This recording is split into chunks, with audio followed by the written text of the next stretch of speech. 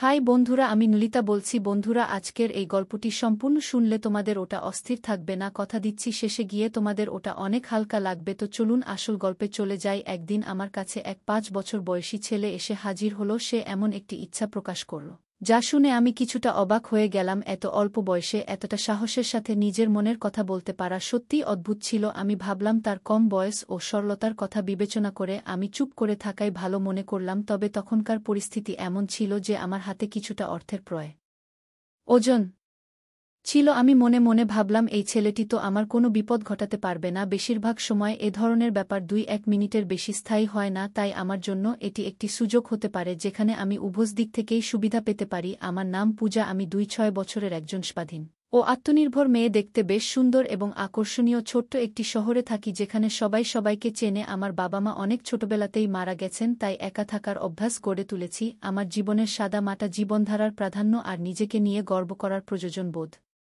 করি না। শহরের বাইরে আমার শান্তিপূর্ণ বাড়ি যেখানে গাছপালা ও ফুলের বাগান আছে। সকালে যোগ ব্যায়াম ও বাগানের যত্ন নেই। আর্থিক অবস্থা খুব ভালো না হলেও পরিশ্রম চালিয়ে যাচ্ছি। বই আমার প্রিয় সঙ্গী, বিশেষত রোমাঞ্চ ও প্রেমের গল্প। একা থাকার জন্য ঘরের কাজগুলো নিজেই করি। সেদিন একটু গরম থাকায় দোপাট্টা পরিনি। এমন সময় দরজায় হালকা টোকা পড়ল। দরজা খুলতেই দেখি পাশের বাড়ির ছেলেটি, যার নাম রাহুল, দাঁড়িয়ে আছে। রাহুল মাঝে মধ্যেই আমার বাড়িতে আসে। আমাদের মধ্যে একটি ভালো বোঝাপড়া আছে। আমাদের বাড়ির আশেপাশে প্রায় একটি ছেলে ঘুরে বেড়াত যার বয়স খুব বেশি হলে 1-5 বছর হবে। তার চোখে কৌতূহলের ঝিলিক ছিল, যা যেন অনেক কিছু বলতে চাইছিল কিন্তু প্রকাশ করতে পারছিল না। একদিন সে এসে বলল, দিদি, আপনার কাছে আমার কিছু দরকার। আমার তার চোখে এমন এক ধরনের উজ্জ্বলতা ছিল যা কিছু লুকানোর চেষ্টা করছিল। আমি তাকে ঘরে আসতে বললাম এবং জিজ্ঞাসা করলাম, তোমার কি প্রয়োজন? ঘরে ঢোকার পর আমি তার চোখে কিছুটা অদ্ভুত এক ঝিলিক লক্ষ্য করলাম। সে আমার দিকে এমনভাবে তাকাচ্ছিল যেন কিছু বলতে চাইছিল কিন্তু বলতে পারছিল না। তার দৃষ্টি বারবার আমার পোশাকের দিকে গিয়ে আটকে যাচ্ছিল, যা আমাকে কিছুটা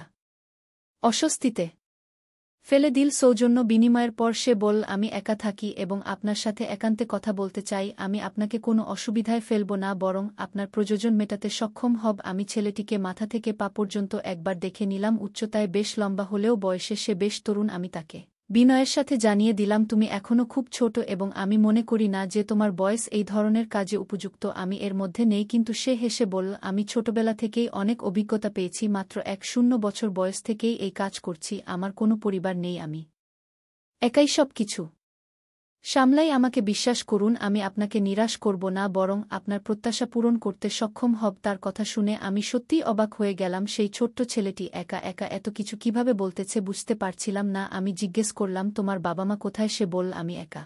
বাবা মা নেই, অনেক ঘুরে বেরিয়েছি, তবে এবার এই কাজ শুরু করেছি এবং ভালোই চলছে। এখন আমি কাজটা আরও বড় করতে চাই, তাই আপনার সাথে কথা বলতে এসেছি। যদি আপনি সাহায্য করেন তবে আপনার উপকারে আসব। তার এই কথা শুনে আমি অবাক হলাম। আসলে আমারও এমন একজন সহকারীর প্রয়োজন ছিল যে ছোটখাটো কিছু কাজ সামলে দেবে, আর সেও আমাকে এমন প্রস্তাব দিয়ে দিল। পরের কথাটা ছিল, যদি তার সাথে চুক্তি করি তবে প্রতি মাসে কিছু অর্থ পাব, যা আমার জীবিকার জন্য বেশ সহায়ক হবে। তবে এটাও ভাবলাম, যদি কোনো কারণে সে সময়মতো অর্থ দিতে না পারে তবে আমার জন্য সমস্যা হতে পারে। তবে সে ছিল মাত্র 5 বছরের এবং সহজেই তাকে আমার প্রয়োজন অনুযায়ী পরিচালনা করতে পারব। তাই নিজের সুবিধা বিবেচনা করে চুক্তি পাকাপাকি করলাম। আমিও একা ছিলাম, তাই দোকানটি তাকে ভাড়া দিয়ে দিলাম। সে বলল, দোকানেই সে থাকতেও চায়, কারণ তার আপনজন বলতে কেউ নেই। এতদিন রাস্তার উপর কাজ করত, এখন দোকানেই সেটি চালাবে। এতে আমারও আপত্তির কিছু ছিল না। ঠিক আছে, শুধু সময় মতো টাকা দিয়ে দিও, বললাম তাকে। এরপর সে দোকানে নারীদের ব্যবহারের কিছু জিনিসপত্র নিয়ে এসে সাজিয়ে রাখল। দেখতে পেলাম মাত্র কয়েকদিনের মধ্যেই তার কাজ বেশ ভালোই জমে উঠেছে। সারাদিন দোকান খোলা রাখত আর অনেক মহিলারা তার দোকানে জিনিস কিনতে আসতেন। রাত হলে দোকানেই ঘুমিয়ে পড়ত। দীর্ঘদিন ধরে দোকানটি ফাঁকা পড়েছিল। আগেও কয়েকবার দোকানটি ভাড়া দিয়েছিলাম, কিন্তু কেউ বেশিদিন এখানে থাকতে পারত না। সবাই বলত যে এই জায়গাটা ব্যবসার জন্য উপযুক্ত নয়। এমনকি ভেবেই নিয়েছিলাম এই দোকানটি আর কেউ ভাড়া নেবে না। কিন্তু এই ছেলে শুধু ভাড়াতেই নেয়নি, বরং দোকানটি চালিয়েও বেশ জমিয়ে তুলেছে। আশ্চর্যের বিষয় হল, সে দোকানে নারীদের জন্য জিনিসপত্র রাখত আর মহিলারাই তার ক্রেতা হয়ে আসতেন। দোকানের কাজের পাশাপাশি সে আমার ছোটখাটো কাজগুলোতেও সহায়তা করত। বেশ কর্মঠ এবং বুদ্ধিমান ছিল সে। দোকানে আসা ক্রেতাদের প্রতি তার আচরণ বেশ সোদে ছিল আর জিনিসপত্রগুলো সুশৃঙ্খলভাবে সাজিয়ে রাখত, যা আমাকে বেশ মুগ্ধ করেছিল। তার দায়িত্ব সময়ের সাথে বেড়ে যাচ্ছিল। প্রতিটি জিনিস অত্যন্ত যত্ন সহকারে পরিচালনা করত, ক্রেতাদের সেবায় মনোযোগী ছিল এবং তার কাজকর্মে ছিল এক ধরনের সততা ও পরিপাটি ভাবও। সে নিয়মিত তার ব্যবসা উন্নতির দিকে নিয়ে যাওয়ার জন্য নতুন নতুন আইডিয়া নিয়ে আসত, নতুন কিছু কৌশল প্রয়োগ করেছিল, যার ফলে দোকানের বিক্রিও বাড়তে শুরু করে। কিছু সময় পর আমাদের মধ্যে বন্ধুত্ব গড়ে উঠল,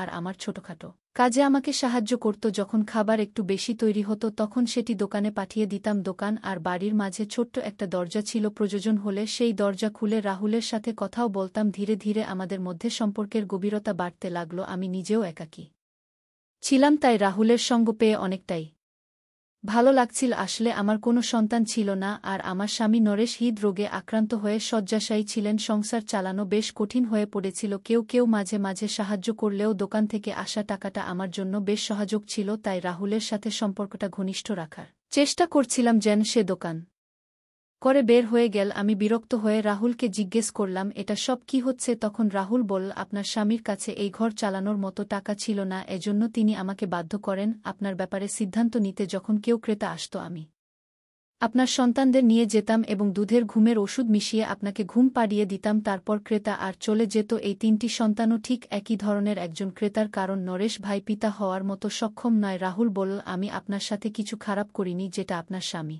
বলেছিলেন আমি সেটাই করেছি। আমি আপনাকে আপনার স্বামীর অনুমতি নিয়ে বিক্রি করেছিলাম। রাহুলের কথায় আমার পুরো রক্তক্ষরণ শুরু হলো। আমি অসুস্থ বোধ করছিলাম। আমি অবাক হয়ে নরেশের দিকে তাকালাম। সে চোখ এড়িয়ে যাচ্ছিল। পরে সে বলল, আমার অসুস্থতার কারণে বাড়ির পরিস্থিতি খারাপ হয়ে গেল, আমি তোমাকে সন্তানও দিতে পারিনি, অর্থাভাব দেখা দিল। এইসব দেখেও আমার হৃদয় কষ্ট পাচ্ছিল, কিন্তু আমি কিছু করতে পারলাম না। তাই যখন আমাকে বোঝা গেল রাহুল কি করছে, তখন আমি বললাম, প্রতিদিন তুমি তাকে কোথাও বিক্রি করে দাও। আমি তো ঘুমের ওষুধের কারণে কিছুই বুঝতে পারিনি। রাহুল এসে ক্রেতাকে নিয়ে আসত এবং সকাল হওয়ার আগেই ক্রেতা চলে যেত। সন্তান হওয়ার কারণে তুমি খুশি হয়ে গিয়েছিলে এবং আমাদের জীবনযাত্রাও পাল্টে গিয়েছিল। আমি শুধুমাত্র এটা চাইতাম। নরেশের কথা শুনে আমি মাথা ধরেছিলাম। আমি বিশ্বাসই করতে পারছিলাম না যে আমার স্বামী আমার উপর এত বড় অত্যাচার করেছে। ঘরের পরিস্থিতি পরিবর্তনের জন্য এবং সন্তানদের জন্য রাহুলের সঙ্গে মিলে তিনি আমার জীবনকে এভাবে বিক্রি করেছেন। আমি কাঁদতে লাগলাম। যখন কান্না থামিয়ে কিছুটা শান্ত হলাম, আমি রাহুলের সামনে হাত জোড় করে বললাম, আমাদের জীবন তুমি চলে যাও। তোমার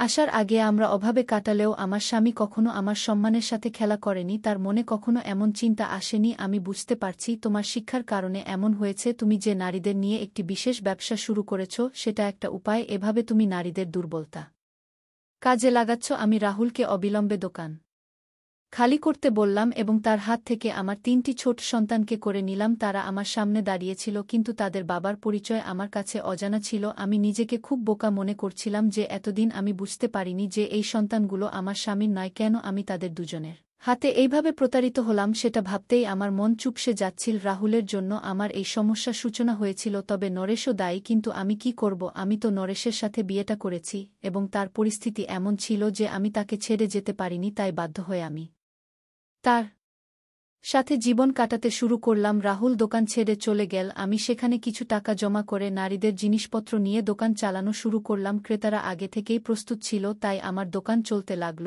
এবং আমি সংসার চালাতে লাগলাম। আমি আমার সন্তানদের কাছে গিয়ে তাদের নিজেদের কাছে নিয়ে বুকে জড়িয়ে ধরলাম। তাদের বাবার পরিচয় আমি জানি না, কিন্তু আমি জানি আমি তাদের নিজের গর্ভে ধারণ করেছি। তাই তাদের প্রতি আমার ভালোবাসা কমেনি। আমার মন এখনও সেই ধাক্কা থেকে সেরে উঠতে পারেনি যে আমার স্বামী এবং তার বন্ধুরা আমার বিশ্বাসের সাথে এত বড় প্রতারণা করেছে। কিন্তু সময়ের সঙ্গে সঙ্গে আমি আমার জীবনে নতুন একটি দিশা পেতে চাইছিলাম। আমি আমার সন্তানদের সঙ্গে নতুন একটি অধ্যায় শুরু করতে চেয়েছিলাম, যাতে তাদের ভবিষ্যৎকে উন্নত করতে পারি। দোকানটি এখন আমার দায়িত্ব হয়ে গিয়েছে। দিন সকালে সন্তান স্কুলে পাঠানোর পর দোকানে এসে ক্রেতাদের চাহিদা পূরণ করা আমার দিনচর্যা হয়ে উঠেছিল। কিছুকাল পর আমি ধীরে ধীরে আমার কঠোর পরিশ্রম দিয়ে দোকানকে এগিয়ে নিতে শুরু করলাম। আমার তৈরি করা পণ্যগুলোর বাজারে বেশ প্রশংসা হতে লাগল এবং আমার শ্রমের ফলস্বরূপ সবকিছু ভালোভাবে চলতে শুরু করল। বেশ কয়েক বছর পরে যখন আমি আমার সাফল্যগুলো দেখি এবং আমার সন্তানদের হাসি শুনি, তখন বুঝতে পারি যে আমার পরিশ্রম এবং সংগ্রাম আমার জীবনকে নতুন একটি পথে নিয়ে গেছে।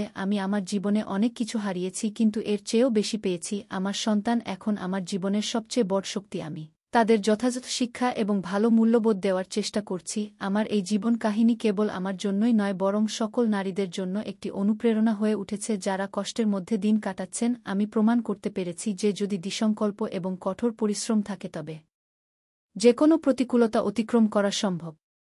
এখন আমি আমার জীবনকে নতুন স্বপ্ন ও আশা নিয়ে কাটাচ্ছি এবং আমার সন্তানেরাও তাদের পড়াশোনা ও ক্যারিয়ারে এগিয়ে যাচ্ছে। আমি তাদের প্রতিটি পদক্ষেপের সঙ্গী। এই গল্প থেকে আমরা শিখি জীবনের সংগ্রামে আত্মবিশ্বাস, বুদ্ধিমত্তা ও সাহসের মাধ্যমে প্রতিকূলতাকে জয় করা সম্ভব। এটি পূজার জীবনের লড়াই এবং রাহুলের প্রতি তার সম্পর্কের আখ্যান, যা সম্পর্কের জটিলতা ও মানবিক বন্ধনকে তুলে ধরে। পূজার গল্পে দেখা যায় ও দৃঢ় মানসিকতা কঠিন পরিস্থিতিতেও নিজেকে টিকিয়ে রাখতে সাহায্য করে। রাহুল একজন তরুণ হলেও পরিবারকে